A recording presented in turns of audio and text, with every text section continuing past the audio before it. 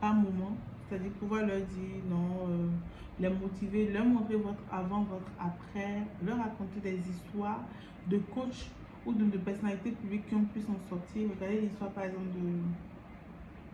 de Tony Robbins, qui était quand même, c'est le coach en fait le plus coté actuellement. Moi, c'est vrai que c'est un anglophone. Il fait du développement personnel et il réunit des millions de personnes en fait dans son académie. Les gens se déplacent de tous les horizons pour venir suivre en fait ces masterclass parce que ça les transforme, ça les motive, ça les change. Au départ, c'était quand même un enfant qui était battu par ses parents. Donc, rien ne présageait en fait qu'il devait avoir en fait un avenir glorieux. Vous comprenez? Donc, du coup, ne méprisez pas votre histoire parce que vous ne connaissez pas la finalité. Commencez avec les moyens de bord. Donc, du coup, les contenus inspirationnels, le but, c'est que ton audience s'identifie à toi. Et quoi que si toi, tu l'as fait, eux-mêmes pourront s'en sortir, eux-mêmes pourront le faire. Donc, tu vas créer à ce niveau-là une connexion émotionnelle. D'accord? Troisième pilier qu'on va aborder et tout, le pilier de preuve sociale, c'est-à-dire c'est les formats de contenu que vous pouvez faire, les preuves sociales, c'est-à-dire ils regardent les résultats des autres. Tu as eu déjà à faire ça pour d'autres personnes, tu as eu déjà à coacher des gens, tu as eu déjà à former des gens, tu as eu déjà à faire ce que tu es en train de faire là, déjà une fois. Parce qu'aucun client n'a envie d'être la première personne qui se connecte à vous. Ça, vous devez vous mettre ça dans la tête.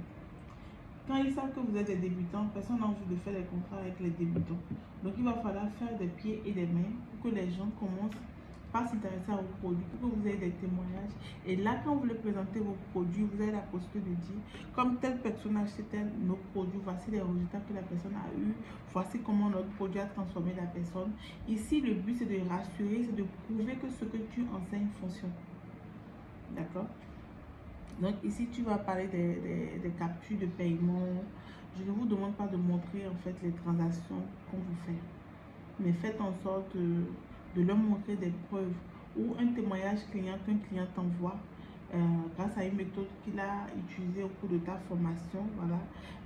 Un avis qu'un client partage sous ton post, une réaction à un retour client.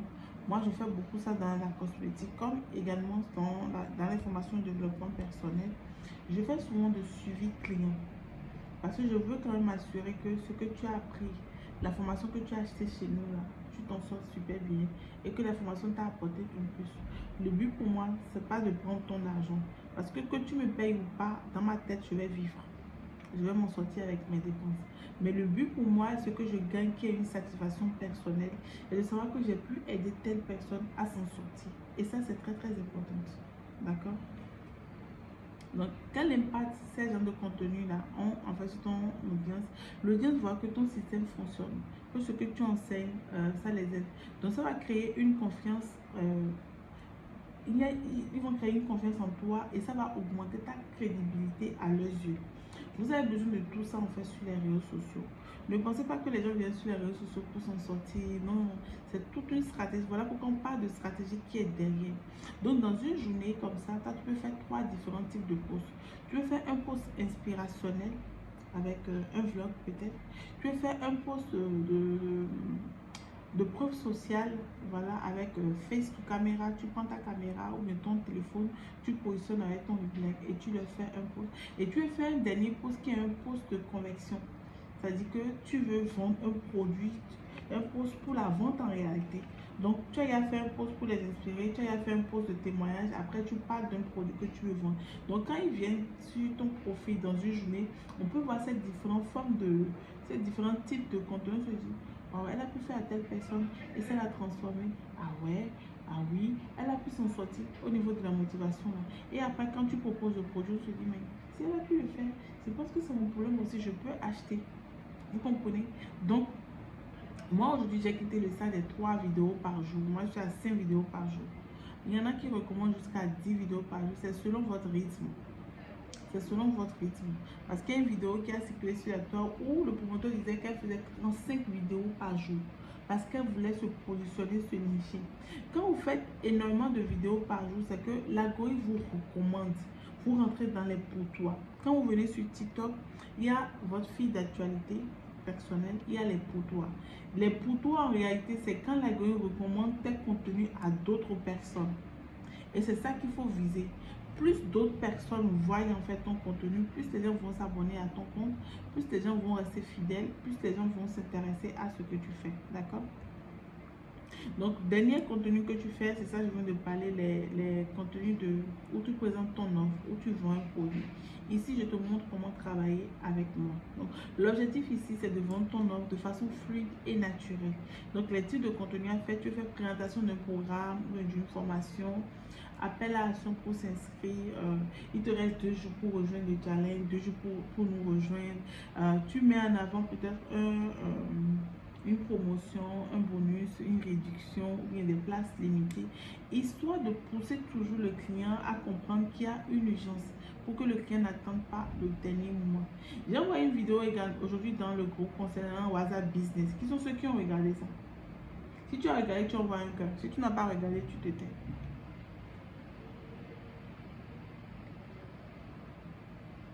Bon, pour partir, je ne m'en fais pas. Donc, personne n'a regardé la vidéo. D'accord. Je pense que c'est tout disponible dans le groupe. Je vous ai montré comment vous pouvez créer une liste de diffusion avec WhatsApp Business. Comment vous pouvez étiqueter les contacts qui viennent à vous. Comment vous pouvez écrire les messages d'accueil, les messages d'absence. Comment vous pouvez copier votre lien WhatsApp Business que vous allez mettre en fait sur vos profils TikTok à partir du moment où vous vendez un produit ou un service. Tout ça là, c'est dans la vidéo et j'ai fait 2 vidéos pour vous. Donc, nous allons continuer rapidement. Est-ce que vous savez ce qu'on appelle calendrier éditorial? Calendrier éditorial. Quelqu'un connaît ce qu'on appelle calendrier éditorial?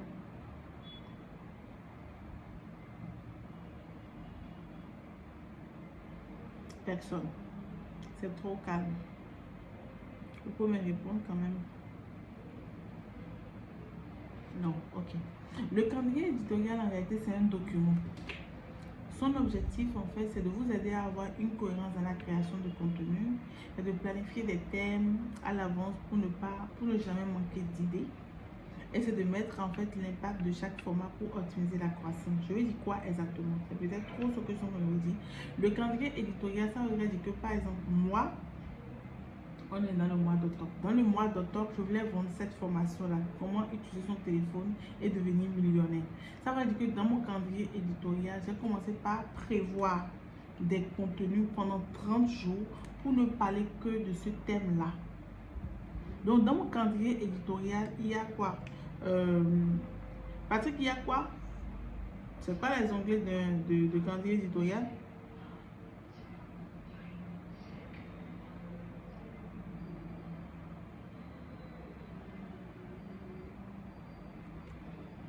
Patrick est là. Dans le calendrier éditorial, il y a quoi? Oui, vas-y.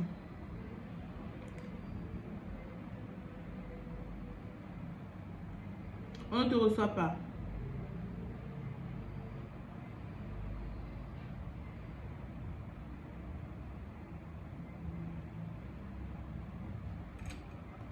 Tu peux voir ton micro, ça a un souci.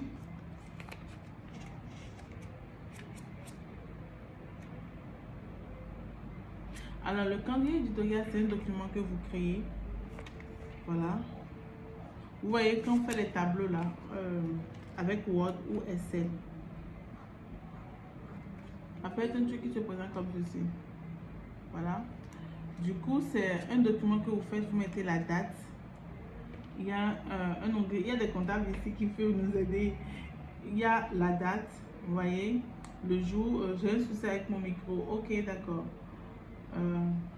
La date. Donc, tu peux écrire ça dans les commentaires, ça va aider les dames. La date, le jour où vous voulez publier, la thématique sur laquelle vous voulez travailler, le format. Si vous voulez faire un vlog, face to caméra, c'est une storytelling que vous voulez faire des carousels, c'est bon? Le micro marche, c'est ça? Non, ça ne marche toujours pas. Donc tu peux couper ton micro si ça ne marche pas. Et tout. Donc en fait, c'est un document. C'est un document que vous faites à l'avance.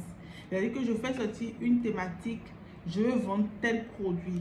Quelles sont les sous-thématiques de cette grande thématique-là? C'est comme quand on veut aller soutenir, il y a le thème général et puis il y a les sous-thèmes. Voilà. Donc, je crée mes sous-thèmes à partir des frustrations et des besoins en fait de mes clients, à partir de ce que je veux résoudre. Donc, quand vous irez voir toutes les vidéos que moi j'ai faites pour utiliser son téléphone, je les ai rangées tous sur TikTok. Là, j'ai fait près de 40 vidéos pour parler de comment vendre avec son téléphone depuis le confort de sa maison. Je vais vous parler de l'importance du téléphone, comment voir le téléphone de façon intentionnelle comme une entreprise, comment se trouver une niche, comment se positionner, comment faire ceci, comment faire cela. Je vais faire des pauses de motivation pour montrer aux gens que c'est possible parce que moi-même je l'ai fait.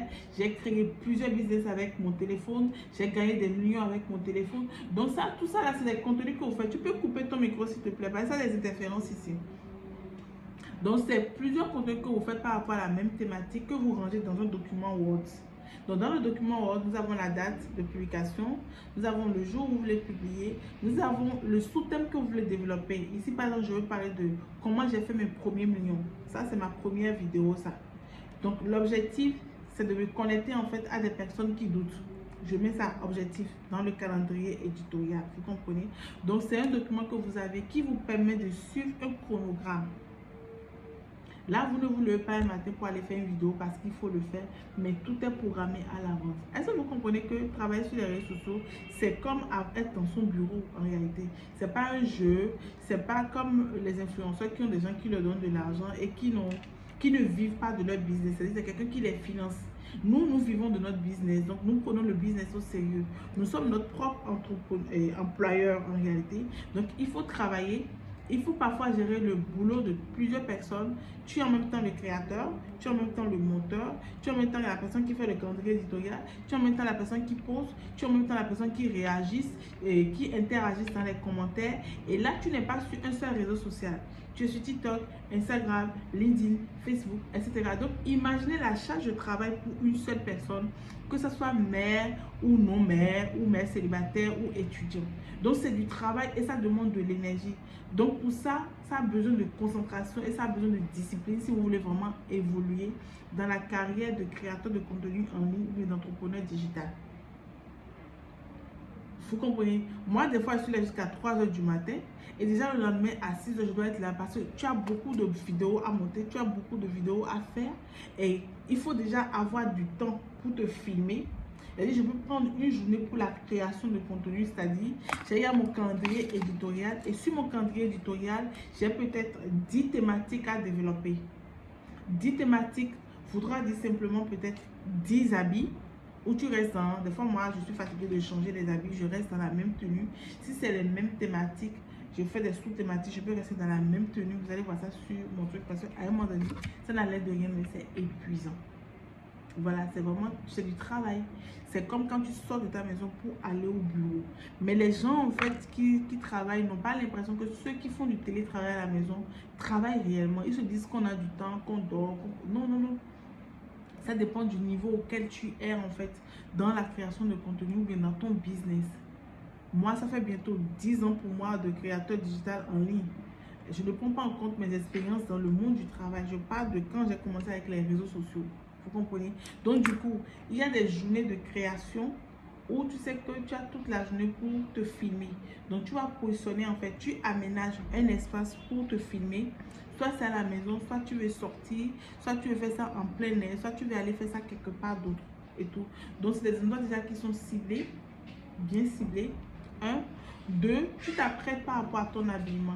Quel est le message que tu veux renvoyer par rapport à l'habillement? Parce qu'aujourd'hui, on ne se lève plus pour créer de la vidéo comme on l'entend. Non, tu as une image à préserver.